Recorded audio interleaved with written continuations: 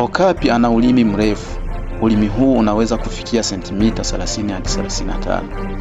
Ulimi huu anautumia kukata majani, kula matunda, hata kupangusa usoni. Okapi ni mnyama wa pekee sana hapa duniani. Mnyama huyu anaishi porini katika misitu minene ya Jamhuri ya Kidemokrasia ya Kongo. Hususan anapatikana katika misitu ya Ituri. Na hupatikana sehemu zingine, lakini si kwa asili. Mnyama okapi ni mnyama wa pori lenye miti mirefu na miti minene, kwa sababu anapendelea kutembea sehemu zenye kivuli na unyevunyevu. Huishi maisha ya upweke, na mara nyingi madume hukutana na majike kwa ajili ya kuzaliana. Chakula chake ni majani, matawi madogo na matunda pamoja na uyoga.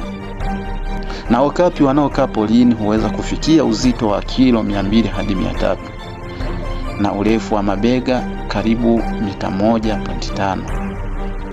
Na wanyama wanaomuinda ni chui pamoja na simba, lakini tishio kubwa kwake ni uharibifu